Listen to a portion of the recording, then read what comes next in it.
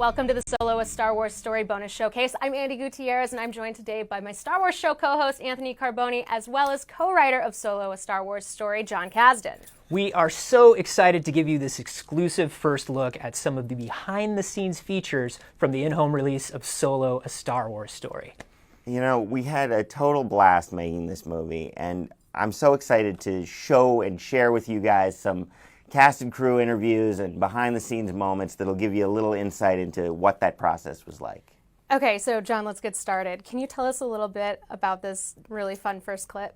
Yeah, I think we start out with the cast and crew roundtable, and we get to hear from the actors talking to Ron about how they became involved in Solo, a Star Wars Story, and how they found out they were cast in the movie. Cool.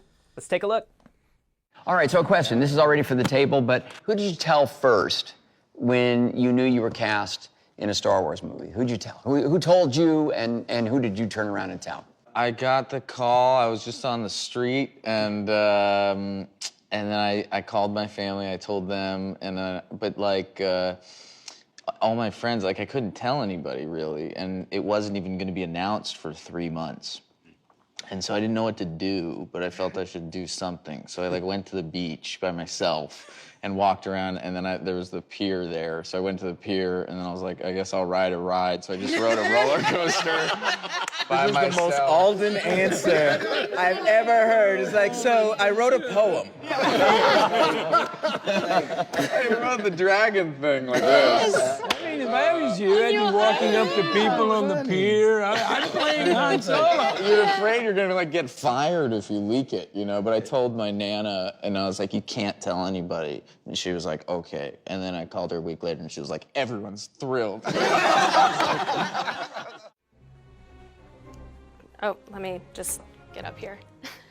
In this clip from Team Chewie, we get to see the training that Jonas put in to bring a new level of physicality to Chewbacca.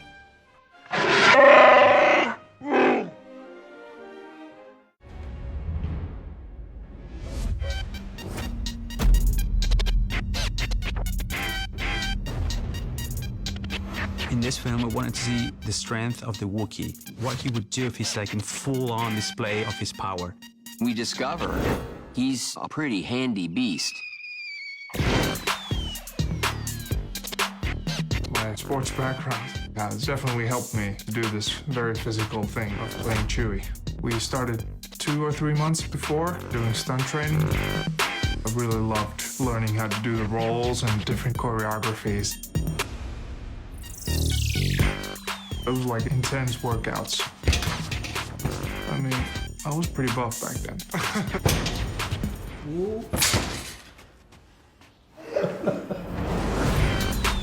He's strong as what? And then we start thinking strong as an ox, strong as a bear.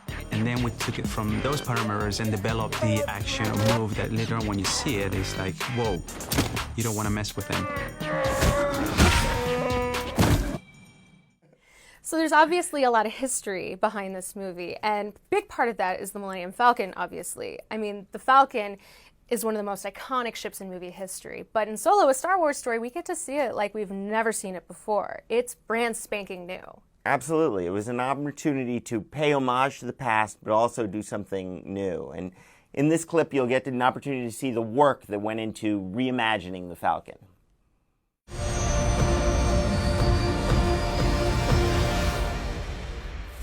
The Falcon in this film is brand new, which is, really cool to see.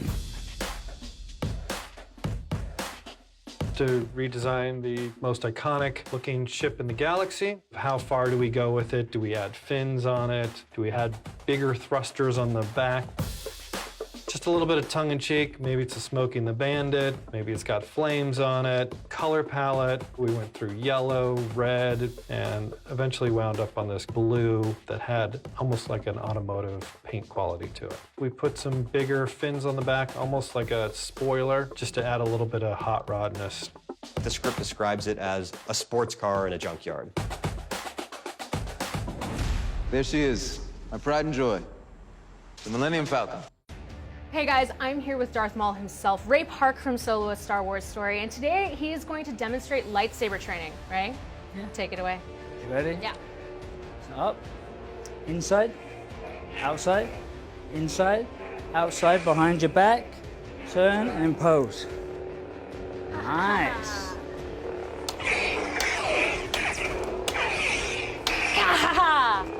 Oh, well that was fun. That was fun. Up next, we have a deleted scene from Solo featuring Han as an Imperial cadet.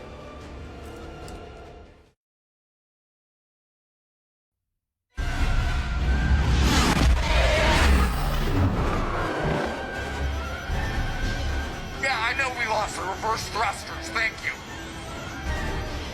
Not ejecting, I can make it back to the docking bay. You know what, this conversation's over. Alright.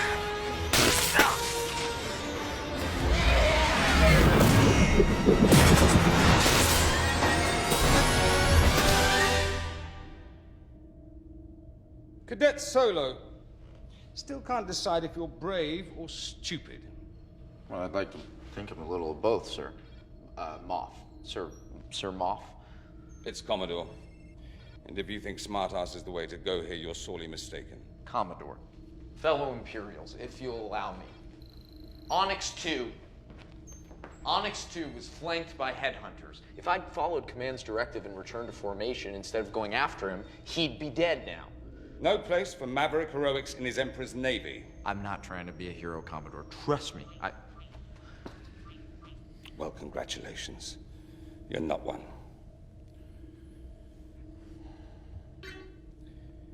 This tribunal, me in particular, finds you guilty of disobeying a direct order, and you are hereby reassigned to the infantry.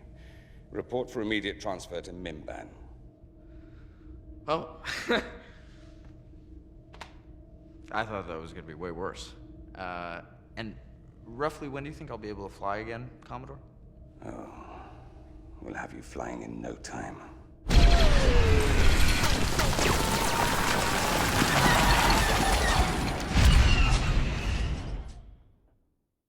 Okay, so one of the most thrilling scenes, one of my favorite scenes in the movie is the train heist. Can you explain why it was important to have that scene in the film?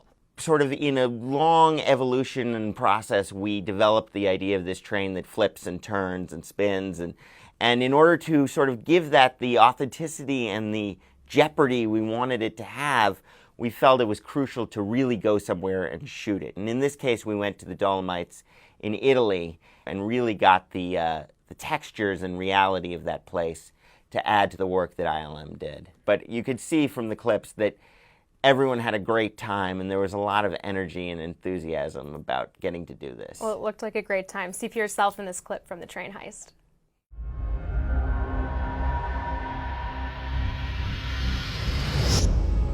We've managed to get 250 people up here at a Wookiee. Getting that amount of people at the top of the mountain brings its own challenges, so we've built roads to get as far as we can, and we're now operating with 4 helicopters bringing people in and out, so it's a big operation. Will you make an eye line for the train? I guess it's a moving eye line. Here we go, stand by to shoot. It's snowing. Is it a pretty shot? It is very pretty, you look great. Thank you. The snow was pretty cold, but I loved it. I absolutely loved it. It was like going on camp with the Star Wars team.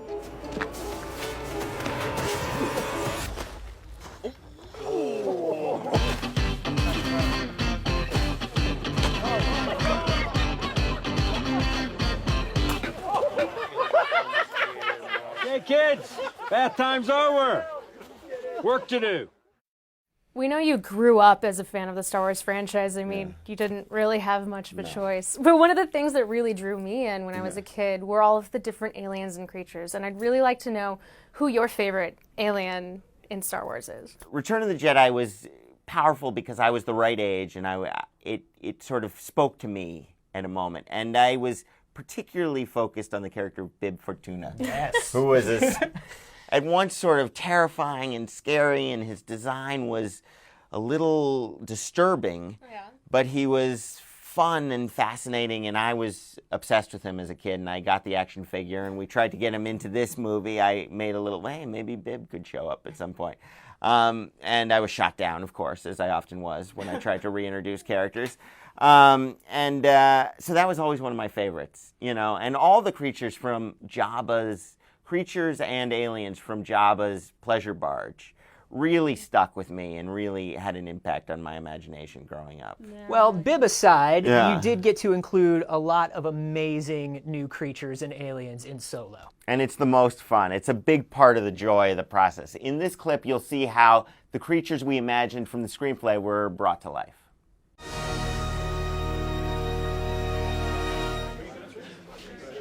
So, great. So, after all, so you can't see a thing, can you? Who's this the man?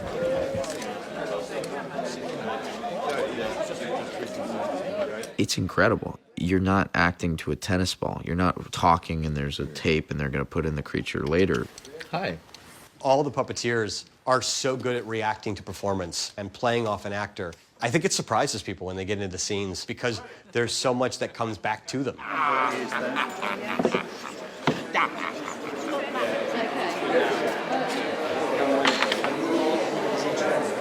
They designed these creatures in such detail. Like the skin looks and feels real. The way they move is incredible. Give us another one. I want peanuts and those fishy snacks. The creatures, I think, are probably the most exciting part. When the cameras are rolling, there's something very magical, and it just means you can rest that bit of your imagination and believe for a second that you're actually in a bar with all these creatures.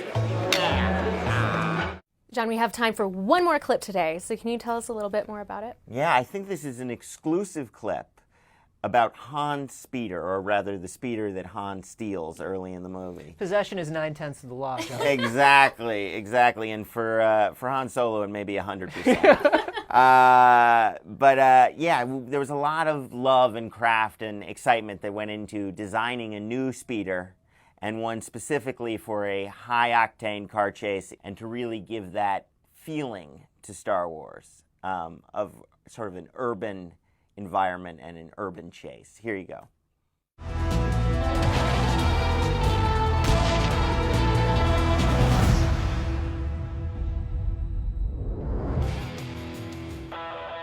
I think Hand Speeder has to be the thing that not only myself, but I think everyone here is most proud of, because it is an iconic vehicle.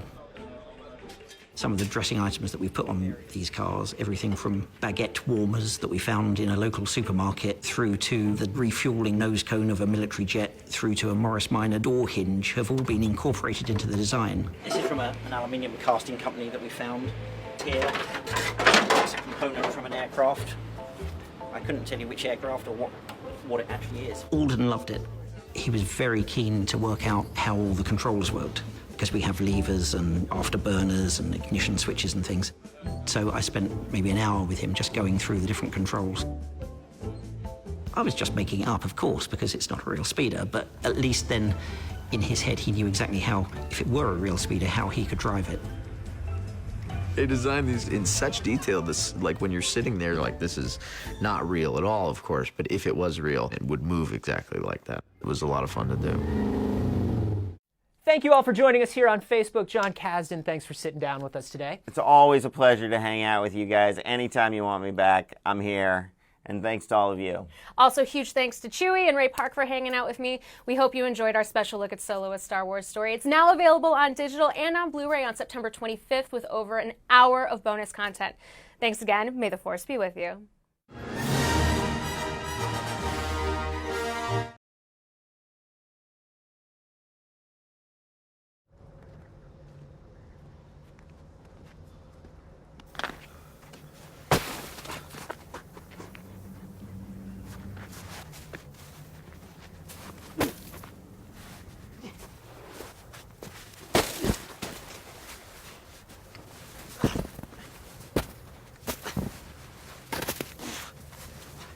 Hey!